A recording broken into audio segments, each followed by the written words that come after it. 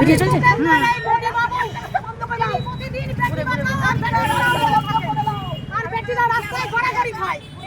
আমাদের আইসিডিএস এর বেতন দেয় মাত্র কেন্দ্রের সরকার 4,500 টাকা। আর মোদি বাবু মাস করে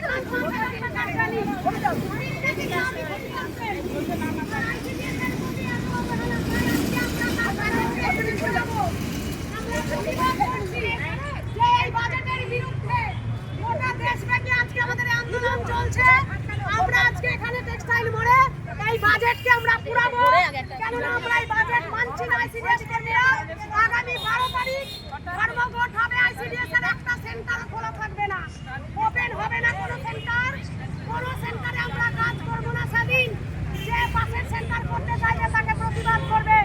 আমাদের আন্দোলন আমরা মনে করি দেশের সরকারকে বুঝিয়ে দিতে চাই। গোটা দেশে 14 লক্ষ আইসিডিএস কর্মী আছে। আমরা এই আইসিডিএস কর্মীরা যদি একবার মনে করি এই সরকারের বিরুদ্ধে, গোটা দিল্লি কাঁপাতে আমরা প্রস্তুত। আমরা মনে করেছি মার্চের মধ্যে দিল্লিতে বিশাল অবস্থান হবে।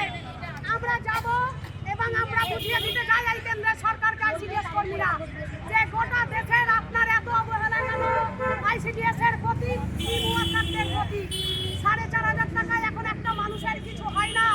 এবং আপনি যা করেছেন তার প্রতিবাদে গোটা দেশে আজকে বাজেট করানো হচ্ছে। আমরা তাই আজকে এই প্রতিবাদ করে মিছিল করে এসে আমাদের বাজেটের কপি এখানে পুরাবো এবং সবাই স্লোগান দেবে। সরোজ, এই সরোজ, এখানে ভিডিওটা করবি, ভিডিওটা করবি, পুরাবো এটা এই চ্যানেলকে। একটু দূরে দূরে থাকো, দূরে দূরে থাকো।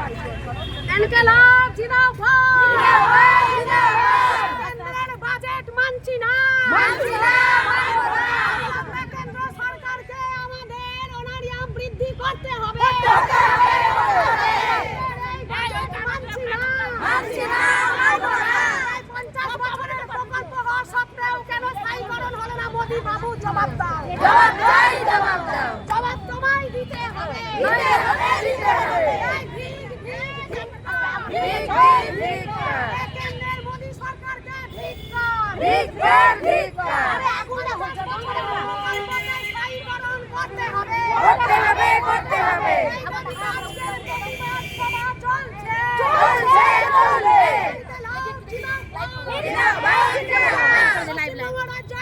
এই ভিডিওটিকে লাইক করুন, আপনার গুরুত্বপূর্ণ মতামত কমেন্টের মাধ্যমে আমাদের জানান এবং আমাদের চ্যানেলের ভিডিও সবার আগে দেখার জন্য ইউটিউবে গণশক্তিকে সাবস্ক্রাইব করুন, ফেসবুকে ফলো করুন এবং শেয়ার করুন আপনার পরিচিতদের মধ্যে। আমাদের চ্যানেলে আপলোড হওয়া ভিডিও নোটিফিকেশন পেতে বেল আইকনটি ক্লিক করতে ভুলবেন না।